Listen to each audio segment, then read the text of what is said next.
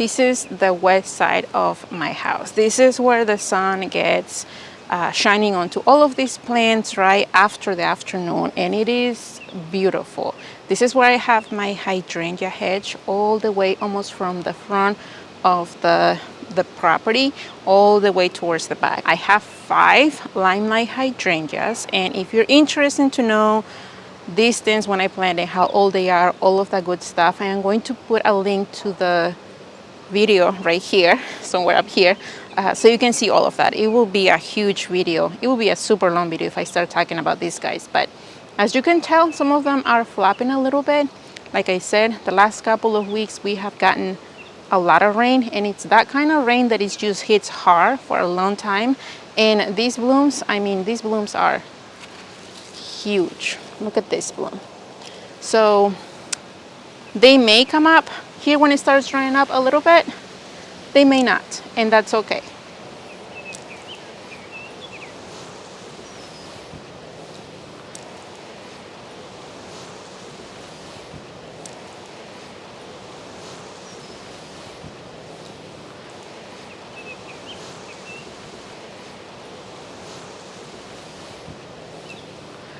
Underneath the hydrangea hedge, I have a mix of heucheras. I don't really know the variety. I just kind of pop them here by their color so that they are kind of covering the bottom of the hydrangeas. They're a nice ground cover. And actually these heucheras, they do like it here because they get a little bit of the sunshine, but as soon as the sun hits the hydrangeas, they get shaded because the hydrangeas are huge. So if you're looking for something that it can handle the sun, but it's also lovely to look at, I think heucheras are one of the best plants out there.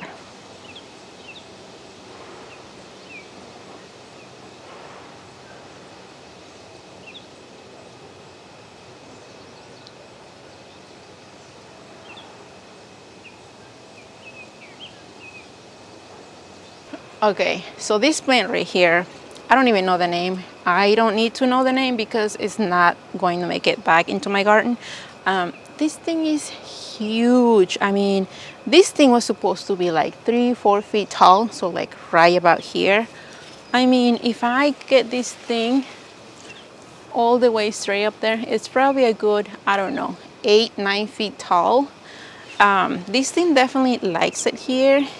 I started all of this from seed indoors, and in my mind it was going to be like a lovely nice orange blooms right here in this bed, and it's just so not the case. I'm gonna show you a little bit of the blooms that I'm getting from it. Yeah, I don't think this is I don't really think this is a good look for my garden. So, you know, sometimes you get the plants and like this case, they double, they triple in size, and they're just not gonna make it back. But my goodness, all the plants that I started from seed and some that I started indoors that I have in my corten steel planters right there, they are just loving life right there.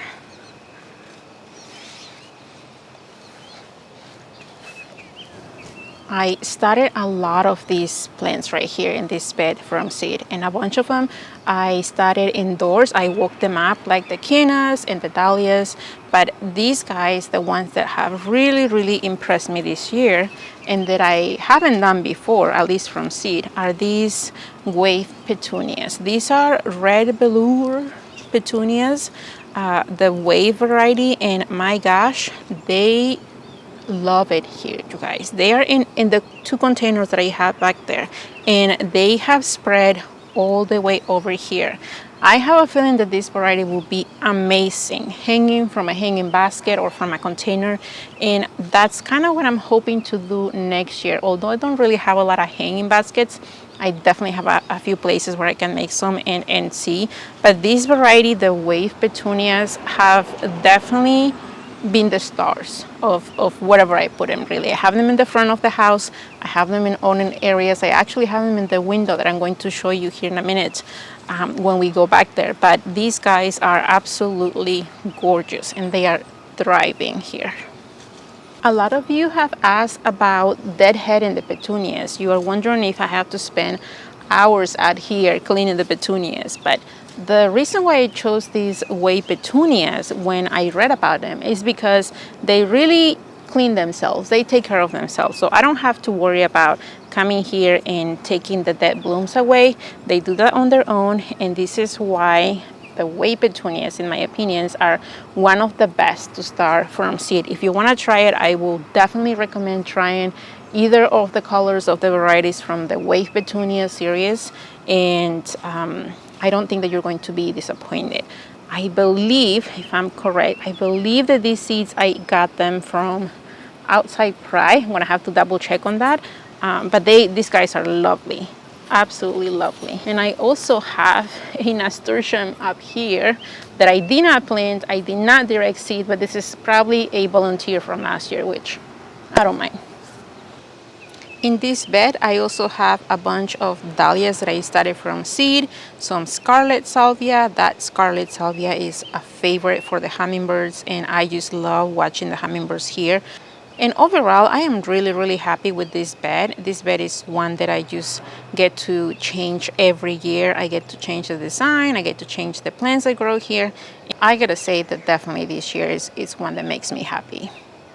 So my hydrangea hedge over here, which actually my hydrangea hedge is on the other property line, on the other side of with my neighbors. So you get the idea how small this place is.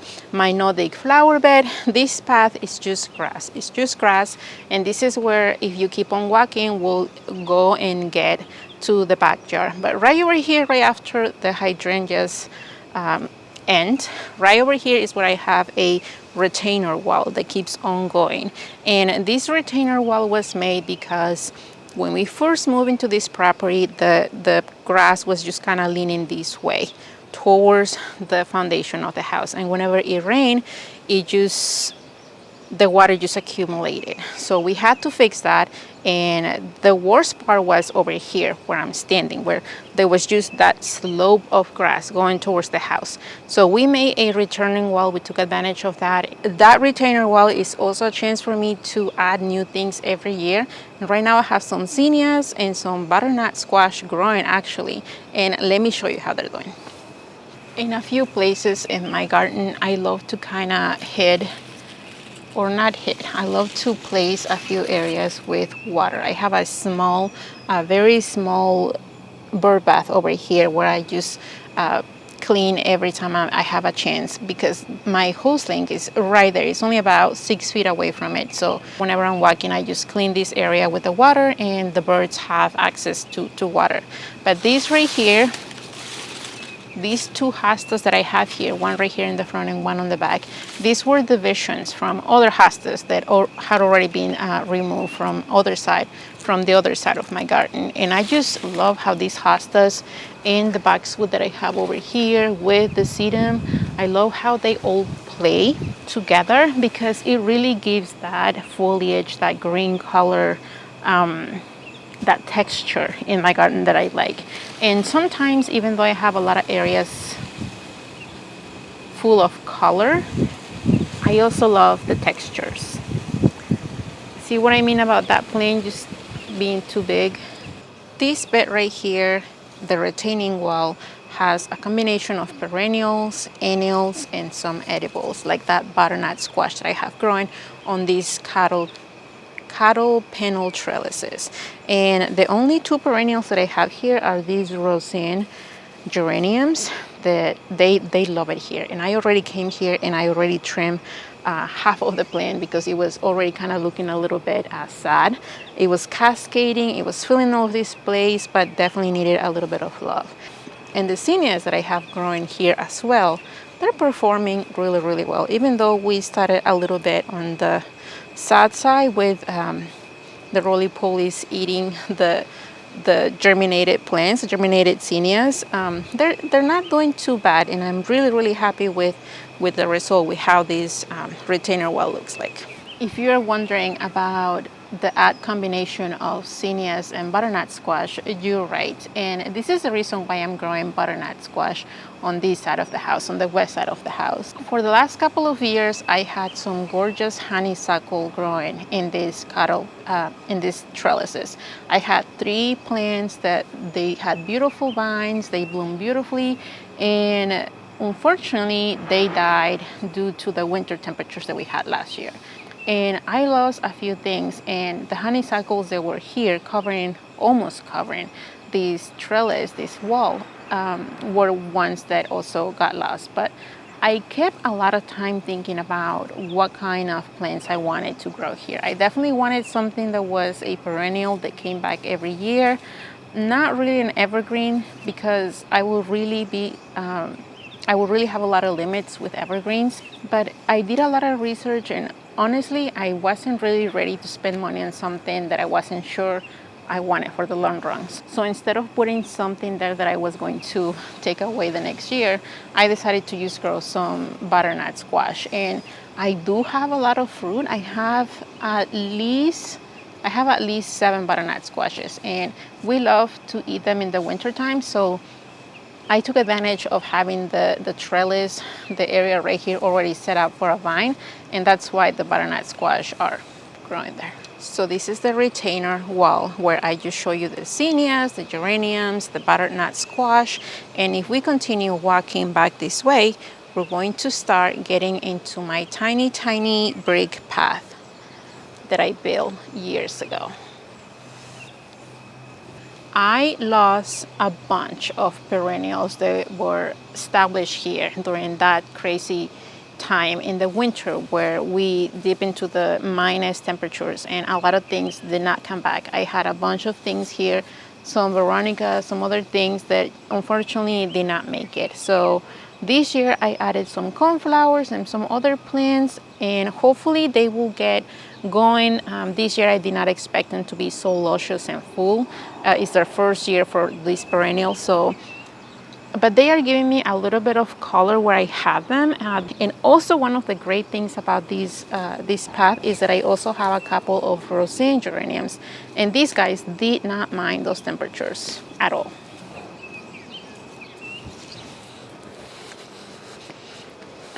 I have these 2 huge planters right here at the end of the brick path where I have a tomato plant, a marigold, and a bunch of nasturtiums on each.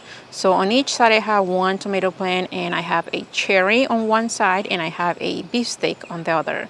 I'm pretty sure that the beefsteak is pink jazz and the cherry is a sun sugar, which is my favorite cherry tomato, by the way. And they're doing okay. They're not doing too bad. They're producing. They're definitely a little bit behind compared to other tomatoes that I have in my raised bed, but I cannot complain. It was a nice trial for this year to see how they did in these planters in this west side of the house, and I cannot complain. These hardy hibiscus that I have here, they have been here for at least 3 years now, and my goodness, I feel like every year they get bigger and healthier. And my gosh, this Holy Grail is one of my favorites. Not only we have the dark foliage, but my goodness, the leaves, the blooms are just out of this world. And I also have another one right here. By the way, the Holy Grail is just one plant right here, but I also have one back here. This one is Candy Crush. This poor thing is being taken over by Holy Grail, and I was thinking that I was going to remove it, but honestly I don't mind just these contrasty colors with the Holy Grail. I think that these two just complement each other really well. I think I'm going to leave it here.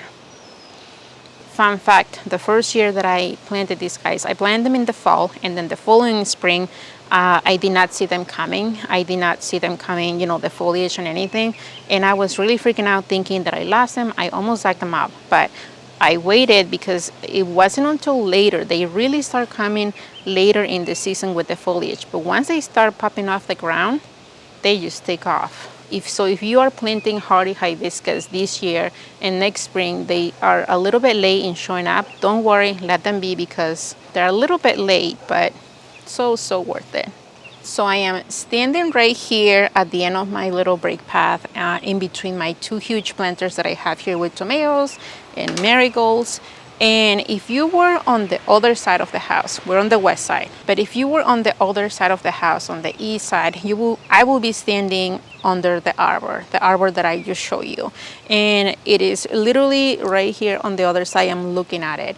And this is where we'll start going towards the backyard from the other side.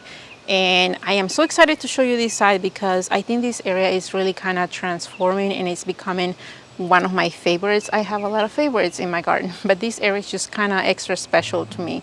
It doesn't have a lot of blooms, but it's just really all of the little details that make for it that I really love.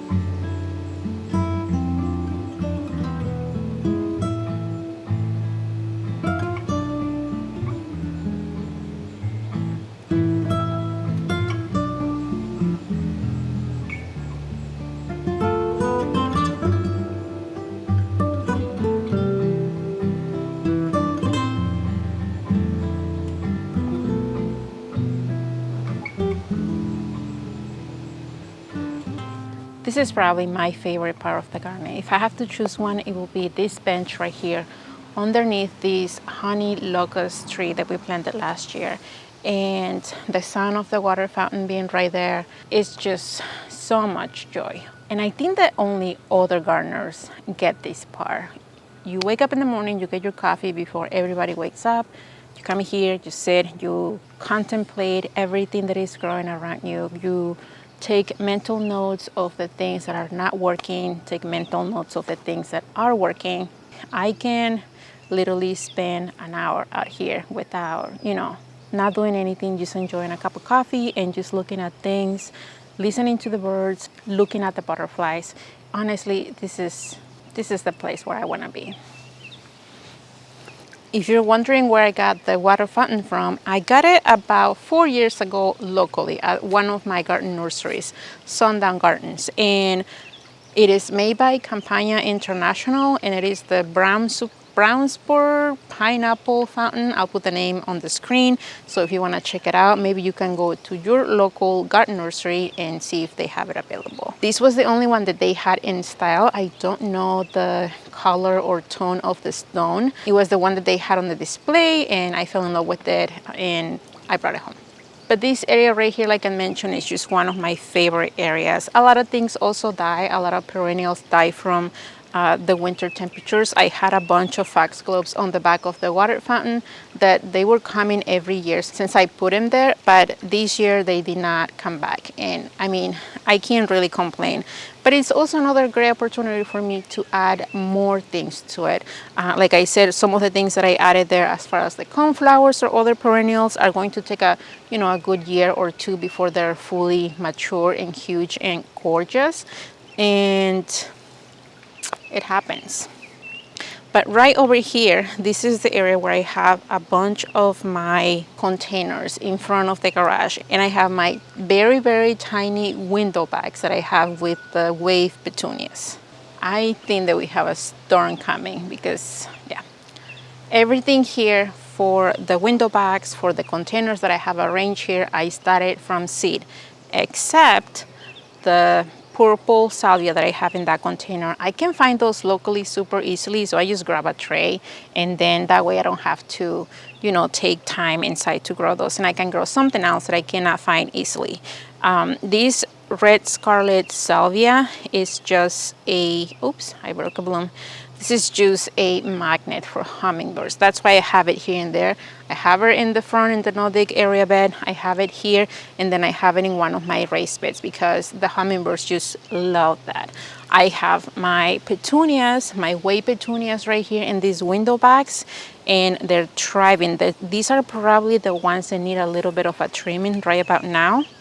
This vine that is going around the window is my other snail vine that I have. No blooms whatsoever, it's all right. I actually put a couple around the window. I put a couple of white hooks on the wood, and then I have some fishing string that you cannot see, and that's where the vines are kind of going up that way. And I have some that are kind of going going wild, looking for their own way, and I have to get those back and put them over here. Again, I don't see any signs of bloom, so I don't know if I'll actually get blooms this season. I have some coleus. I have some foxgloves that they're already, they're looking like they're already done for the season. I have a lovely, lovely dahlia over here. And I also have, oh, right here, I have this calendula that I also started from seed. A lot of things this year I started from seed for the first time, and I'm just kind of playing to see how they do. I don't know that my calendula loves it in full sun. I do have other calendulas in other areas where they get a little bit more shade, and I feel like they're doing a lot better. So I don't know, still playing with that. But overall, we are back into the front of the yellow door here in my garage, and this is pretty much it, you guys. My garden, it is very, very small, but I try to use every single corner that I can, whether it's by making raised beds or using containers. I love everything that is going on here, and every year I try to make it better. Maybe instead of having a bunch of containers around my garage, maybe I can just build some permanent raised beds with planters that will be there for a while. I love coming up with ideas, seeing how I can make it better for next year. And I feel like that's the fun of it. That's really the fun of having a garden, of planting a bunch of flowers, a bunch of vegetables, or combining both of them and seeing what you can make. I hope that you guys enjoyed this video. I hope that it gave you a better idea of how my garden is set up, how everything is looking like at this time of the year. It's the middle of August, so some things already reached their peak and they're kind of going down the hill. Some others are just starting. Some of the things haven't even started yet, and I am just loving everything that is going on here in my garden.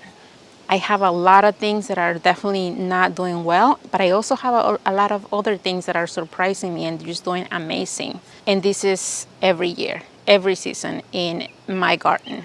Let me know if you have any questions about what I show you today. I'll try to get you an answer right away, but if not, maybe that's a great opportunity for another video. Thank you for being here, you guys, and until the next time.